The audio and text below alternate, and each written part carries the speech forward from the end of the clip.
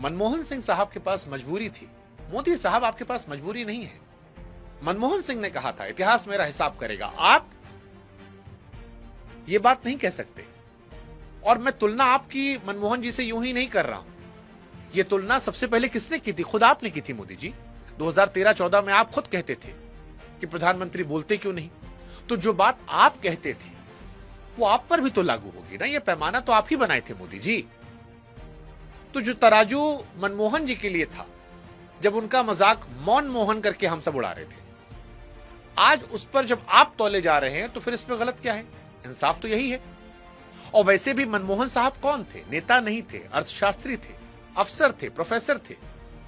वो कभी लोकसभा तक नहीं जीते। कम बोलना उनकी फितरत थी।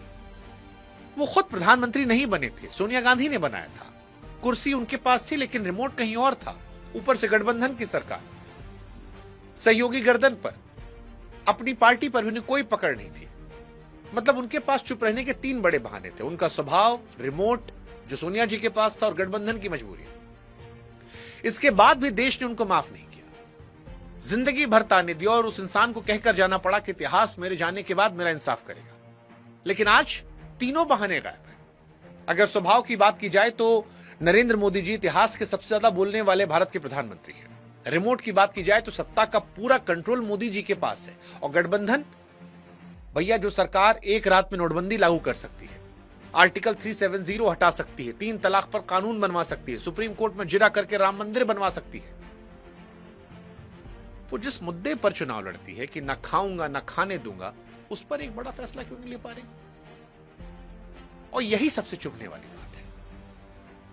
मनमोहन जी की चुप्पी फितरत थी, स्वभाव था, लेकिन देश नहीं बख्शा। आज आप बच रहे हैं, जानबूझकर चुप हैं।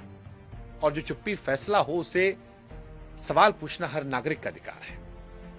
और आज हम पूछ रहे हैं आपसे कि मोदी जी, मनमोहन जी के पास मजबूरी थी, आपके पास क्या बहाना है? आप ही का नारा था ना भाई कि ना खाऊंगा ना खाने दूंगा।